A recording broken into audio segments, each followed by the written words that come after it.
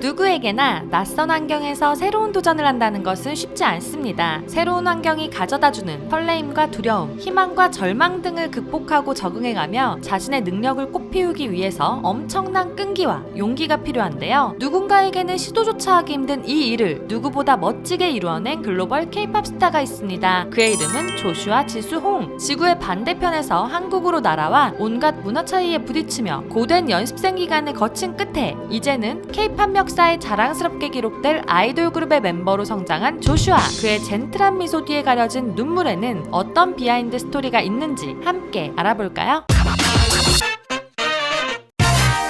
조슈아는 1995년 12월 30일 미국 캘리포니아주 로스앤젤레스에서 태어났습니다. 홍지수라는 한국 이름을 가진 외동아들로 태어난 조슈아는 현재 세븐틴에서 보여주는 활기찬 모습과는 사뭇 다른 어린 시절을 보냈는데요. 처음 보는 사람 앞에서는 낯을 가리는 성격 때문에 대부분의 남자아이들처럼 스포츠나 비디오 게임을 즐기기보다는 영화 감상과 독서를 무척 좋아하는 소년이었습니다. 이렇게 평범한 듯 평범하지 않은 어린 시절을 보낸 조슈아가 본격적으로 음악 활동을 시작한 곳은 다름 아닌 교회였는데요. 부모님의 영향으로 교회에서 많은 시간을 보냈는데 초등학교 때부터 성가대의 단원으로 활동했고 중학교 때 교회에서 기타 소리를 내는 법을 배운 조슈아는 인터넷으로 연주법을 배워가며 기타 실력을 키워갔습니다. 그렇게 음악적인 재능을 발휘하던 조슈아가 빠져들게 된 음악 장르는 바로 크리스천 락, K-팝과는 달라도 너무 다른 장르였죠. 게다가 고등학생 때는 경영학을 전공했을 정도로 당시 조슈아의 삶은 K-팝과는 아무런 상관이 없어 보였는데요. 그런 그에게 갑자기 상상도 못한 기회가 찾아오게 됩니다. 어느 날 한인타운에서 열린 장터라는 행사에 놀러간 조슈아. 친구들과 함께 이것저것 둘러보고 있는 조슈아에게 갑자기 어떤 사람이 다가오더니 이렇게 질문했습니다. K-팝에 관심 있어요? 알고 보니 플레디스 관계자였던 그 사람은 조슈아에게 뜻밖의 캐스팅 제의를 했는데요. 사실 당시 조슈아는 K-팝에 대해 자세히 알지 못했습니다. 크리스천 락을 하던 조슈아에게 K-팝은 미지의 세계였죠. 그런 조슈아가 관계자에게 보낸 답은 해보겠습니다. 비록 K-팝은 잘 몰랐지만 면접 테스트에 합격하면 한국에 가서 연습생 트레이닝을 체험할 수 있다는 점이 재미있을 것 같아 가벼운 마음으로 대답을 했다고 합니다. 이후 서울에서 테스트를 겸해 노래와 댄스 정기 수업을 받게 되었는데요. 수업이 모두 끝나고 미국으로 돌아가는 조슈아에게 담당자는 적성을 체크해서 가능성이 있으면 연락하겠다고 말했습니다. K-팝 스타가 되고 싶다는 꿈이 마음속에 자리 잡은 조슈아는 속으로 한 번 더 이곳으로 돌아오고 싶다고 강하게 느꼈고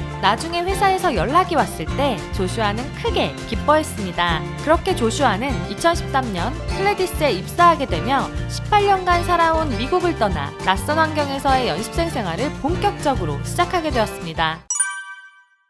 한국으로 돌아오기 전 몸무게를 10kg가량이나 감량하면서 나름대로 연습생 생활을 대비한 조슈아. 그러나 조슈아는 인생 최대의 고비를 겪게 되었습니다. 교회에서 연주하던 곡과 확연히 다른 장르인 K-팝을 소화하기가 매우 힘들었고 운동에도 큰 소질이 없었기에 댄스면에서도 스스로 센스가 없다는 생각밖에 들지 않았다고 하는데요. 무엇보다 한글 공부를 체계적으로 해본 적이 없는 조슈아는 입사 당시 한글을 읽고 쓰는 게 아예 불가능했었고 가사를 읽는 속도가 노래하는 속도를 못 따라가서 가사를 통째로 외워 불러야 했습니다. 조슈아는 미국에 있을 때 집에서만 잠깐 한국어와 영어를 섞어 썼을 뿐 한국어를 거의 써본 일이 없었기 때문에 한국어 가사가 좀처럼 외워지지가 않아 많이 힘들어했는데요. 더군다나 플레디스 엔터테인먼트의 트레이닝은 빡세기로 유명해 버티지 못하는 연습생들이 대부분이었는데 조슈아는 트레이닝뿐만 아니라 한국어와 한국 문화까지 익숙해져야 했기 때문에 하루하루가 너무나 힘들었습니다.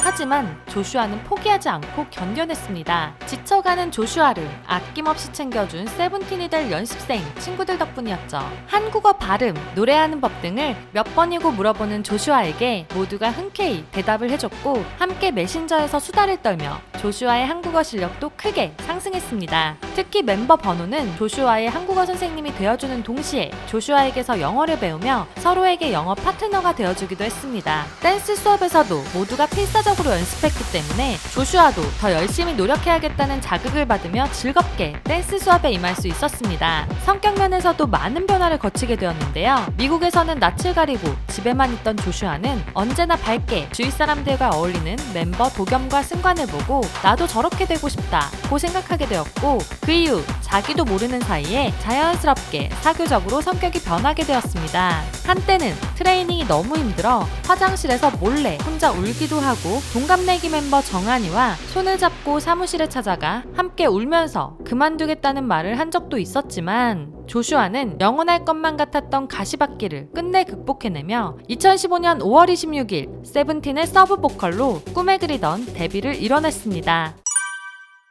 지옥 같은 연습생 생활을 견디며 내공을 다져온 조슈아와 세븐틴 멤버들은 이 순간만을 기다려왔다는 듯이 신인 때부터 재능을 폭발적으로 발휘하기 시작했습니다. 2016년 2월 데뷔한 지 1년이 채 되지 않은 시점에 앨범 2장으로 가온 차트 기준 누적 17만 장을 판매하였고, 2016년 5월 4일에는 데뷔한 지 1년도 되지 않아 쇼 챔피언에서 음악방송 첫 1위를 달성. 같은 해 12월 16일에는 세 번째 미니 앨범 고잉 세븐틴의 타이틀곡 붐붐으로 뮤직뱅크에서 지상파 첫 1위를 달성하게 되었고, 초동 10만 장을 달성한 역대 네 번째 보이그룹이 되었습니다. 2017년은 조슈아에게 아주 특별한 기억을 남겨준 한 해였는데요. 5월에 발매된 네 번째 미니 앨범 타이틀곡 울고 싶지 않아로 활동하던 당시 세븐틴 멤버들과 조슈아의 고향 LA에서 일주일 넘게 여유로운 시간을 만끽하게 되었는데, 가족 같은 멤버들과 고향에서 휴식을 가져본 것이 조슈아에게는 평생 잊지 못할 기억으로 남게 되었습니다. 달콤한 휴식으로 재충전의 시간을 가진 조슈아는